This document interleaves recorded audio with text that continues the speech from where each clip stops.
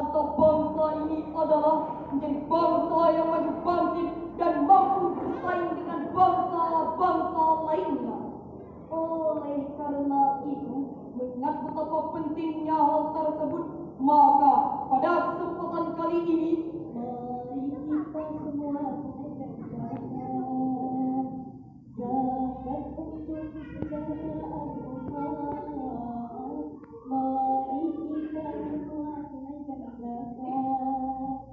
Umat Islam wajib untuk membayar zakat. Inilah syarahan kami yang berjudul Pengelolaan Zakat Produktif dan Cash One-off sebagai pengeluaran kesejahteraan umat, dengan rujukan Al-Quran surah At-Taubah ayat 103 yang berbunyi,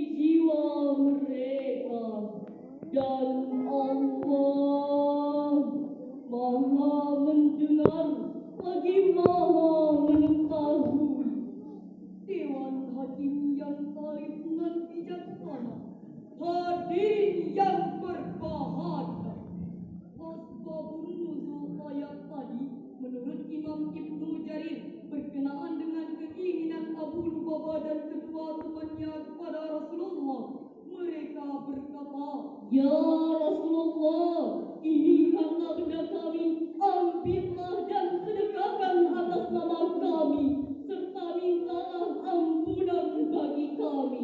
Rasulullah menjawab, saya tidak diperintahkan untuk menerima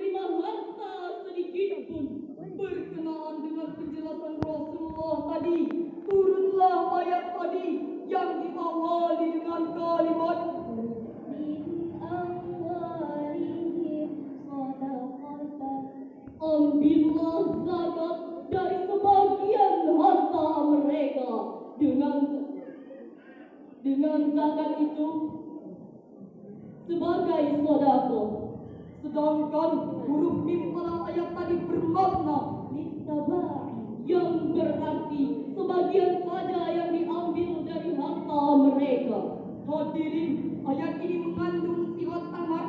Kaidah usul fikih menjelaskan al-aslu fil amri lil wujub. Asal dari suatu perintah yang menunjukkan makna yang wajib. Dengan demikian, maka hukumnya wajib bagi kita untuk mengambil harta aulia untuk kaum apa? Lalu, apa hikmah zakat bagi kaum zaki? Profesor Dr. Wahbah Al-Zuhaili dalam tafsirnya Munir halaman 258 ayat tadi menjelaskan tutahhiruhum wa tuzakkihim biha. Tutahhiruhum biha min da'il kuhli wa tum'i wa tuzakki anfusahum biha. Maksudnya adalah bahwa zakat akan membersihkan dan mensucikan jiwa para muzaki dari penyakit walid dan toba. Penyakit ini yang harus dihilangkan dari kalbu kita. Sebab seandainya kita seorang hartawan yang bakhil dan serakah, Apa bedanya dengan Qarun dan Sa'lawan? seandainya kita seorang penguasa yang tawak dan besar mulut, Apa bedanya dengan Fir'aun, Namrud dan Jalut? fungsinya bukan sebagai pelindung rakyat, Tapi pemalas, merampas, menindas, bahkan memakan hak-hak rakyat. Betul hadirin. oleh karena itu, untuk menghindarinya, kita harus mampu memupuk semangat untuk mengeluarkan zakat. Lalu, kepada siapakah zakat itu disalurkan? Sebagai jawabannya, mari kita renungkan firman Allah dalam Quran surah Al-Qur'an ayat 60 yang berbunyi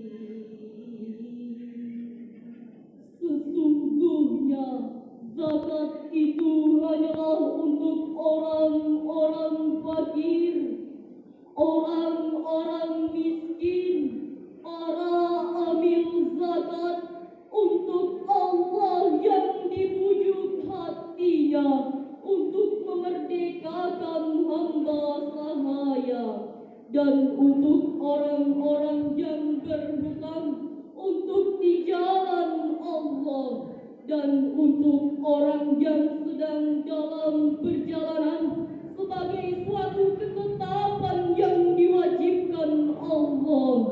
Dan Allah Maha mengetahui lagi Maha bijaksana, Maha benar Allah dan Maha agung dengan segala firman-Nya. Dewan Hakim yang arif dan bijaksana, hadirin sebangsa dan setanah air yang kami banggakan. Ayat tadi diawali dengan kalimat innama menurut ilmu balaghah merupakan alatul qasri yang berfungsi untuk menspesifikasikan sesuatu. Ayat ini juga merupakan deskripsi Allah tentang skala prioritas penerima harta zakat bagi orang-orang fakir dan miskin. Lalu, bagaimanakah kaitannya dengan kondisi bangsa kita saat ini? Apakah masih banyak orang-orang fakir dan miskin? Jawabannya, masih banyak hadirin. Lihatlah pelosok-pelosok tanah air, desa-desa tertinggal, bahkan kota-kota besar sekalipun. Tidak sedikit masyarakat kita yang hidup dengan sandang, pangan, papan yang tak layak. Mereka hidup melarat hingga akhirnya sekarat. Padahal zakat yang seharusnya mampu menumbuhkan ekonomi umat, justru masih banyak yang belum sadar membayar zakat.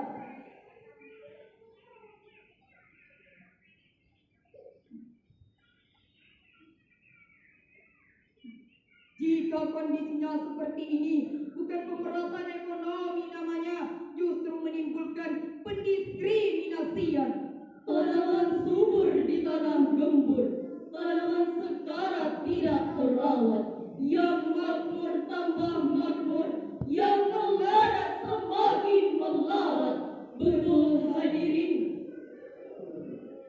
Padahal hadirin, dengan jelas Rasulullah mengatakan, Laisal mu'minu alladhi yashba'u wa jaruhu ja'un ila jambi.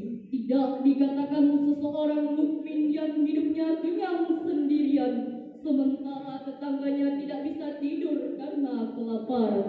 Hadis riwayat Bukhari. mengapa demikian hadirin? Sebab sikap kapitalis yang berjiwa egois dan individualis, dan Islam mendobrak sistem tersebut dengan prinsip Kaila yakuna dulatan bainal awliya'i minkum, agar harta tidak berputar di kalangan orang-orang kaya, tapi justru berputar pada kaum duafa. Demikian syarahan tadi dapat kita ambil kesimpulan bahwa zakat adalah syariat yang wajib kita tunaikan, sedangkan wakaf adalah syariat yang patut kita amalkan. Jika zakat dan wakaf telah ditunaikan oleh aulia dan dilakukan secara profesional, maka akan sanggup mensejahterakan masyarakat. memperkokoh ekonomi umat, sekaligus menjadi jembatan yang kuat untuk mengurangi kaum fakir dan melarat. Amin, amin, ya Rabbal Alamin. Main-main ke Kalimantan, Tidak lupa baca Al-Quran, pembersih hati baca Al-Quran, pembersih harta menunaikan wakaf dan zakat. demikian syarat kami, kurang dan lebih mohon dimaafkan. Hasbunallahu wa ni'mal wakil, nikmal maula wa ni'man nasir.